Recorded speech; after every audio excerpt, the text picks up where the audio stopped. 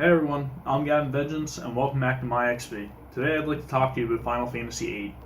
Final Fantasy VIII I know is a really divisive title in the entire series. A lot of people like it, a lot of people don't like it.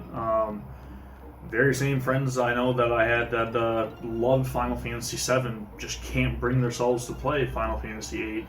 And I don't know what it is that divides the fan base so much, I guess, around Final Fantasy VIII, but I think it has probably something to do with how the enemies level up with you, so the people who love to grind don't really feel as powerful as they think they should at the beginning of the game. If they stay there and they grind at the enemies and level up so much, it doesn't really make much of a difference because the enemies are just going to hit you harder.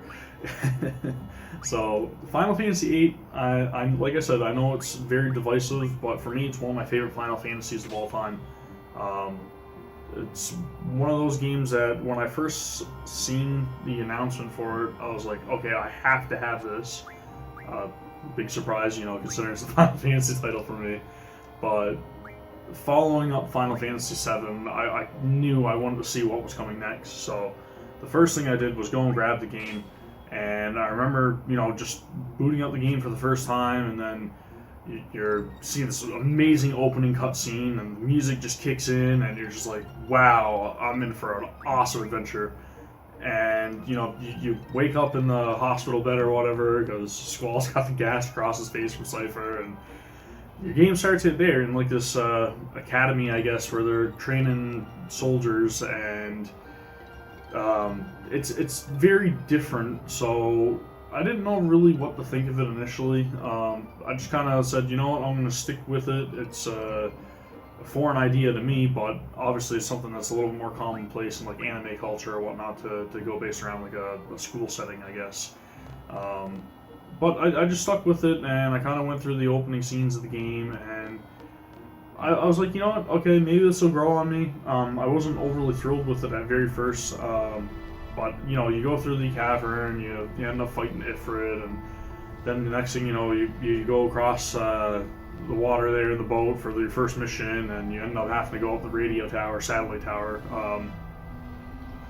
And there was a lot of different systems, with like the draw and the junction system that I didn't really understand because I was more familiar with the materia system at that time, and I didn't really utilize it a whole lot at the very beginning until, I played it a little bit more and I got a little bit more attached to the game, and I wanted to figure out everything, I wanted to get every secret, and then, you realize that if you're not using the draw, command, you're missing out on, GFs, you're missing out on cards, spells, and I was just like, it would have made the game a lot easier had I actually paid attention to the tutorials and not just mash through them just to be like, oh yeah, I'll figure it out.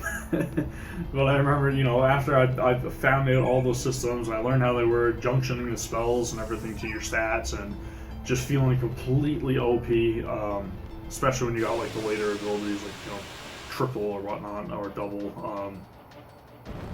Really, really unique system, and I think a lot of people were kind of like me. They just kind of went through it and they were like, okay, well, it's completely different from materia, so I don't really care to try to, mess with it or try to use it or try to figure out what kind of different combinations of commands I could use to actually make my party a little bit more stronger, or make my GF stronger, or utilize their abilities to turn items into cards, or cards into items, vice versa.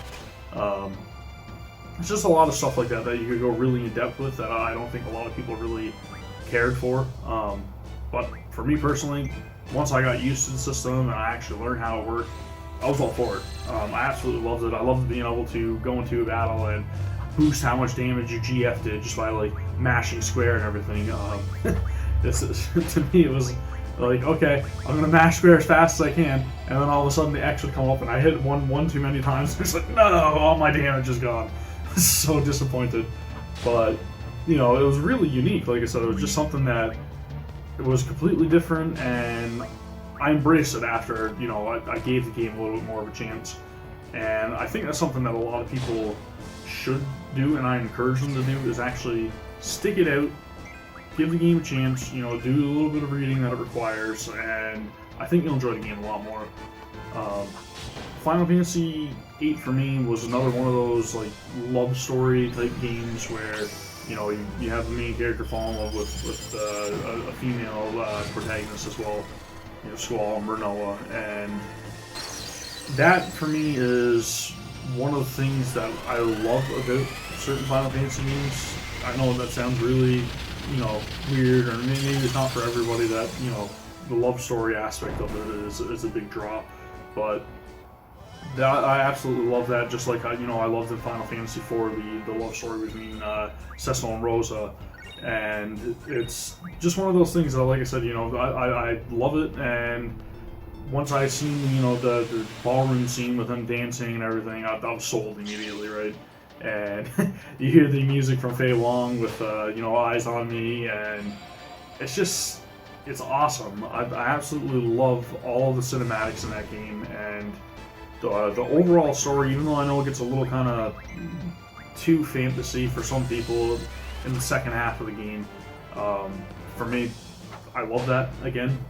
So it kind of hit on every note with me. But Final Fantasy VIII is one of those games that I can pick it up and I can play it at any time, and I absolutely love everything about it. The music is incredible, and I know that was one of the best-selling soundtracks for Final Fantasy game to that point, and I'm sure a lot of that has to do with the influence of Fei Long and her popularity in Japan as well. But the music was incredible. I love like the more rock feel to it with the battle theme or the boss theme. Any and everything to do with it was just amazing. I absolutely love what Final Fantasy VII did with the music, and what Final Fantasy VIII did with the music, to me, was a step above. It was Nobuo Uematsu just, going all out with the rock theme for a lot of like the actual soundtrack, and a lot of the different levels and areas. They all had their own unique feel to it, and it's just something that I love. I absolutely love the music. Character models look a hell of a lot better than Final Fantasy VII models, so that in itself for me was just like, man, the graphics cannot get any better than this once again, right? Little did I know, it's gonna get a lot better, but it's one of those things that, as a teenager, playing the game for the first time and seeing like, oh wow, the character's actually proportionate to the way they should be. Like, they're not just blocky characters or look like they're squat. It was really nice to see, and for me, like, I love the style of Squall's design, and it was awesome. I absolutely loved it. So Final Fantasy VIII, like I said, I know it changed a lot, and I know it was really divisive, but for me, it was one of those games that I'll always hold near and dear to my heart. And it goes to show, like, I posted a reaction not long ago about the E3 2019 announcement for Final Fantasy VIII Remastered, and I nearly jumped out of my seat when I saw it. So, as soon as I heard the music, I was like, no way, they're finally remastering it. I thought they weren't going to do it, and I just lost it. But it's one of those games, again, that as soon as the remastered version comes out, day one, buy for me. Day one, I'm going to end up spending all of my time playing that game, and hopefully I'll be able to platinum it within, a couple days, maybe a week or so.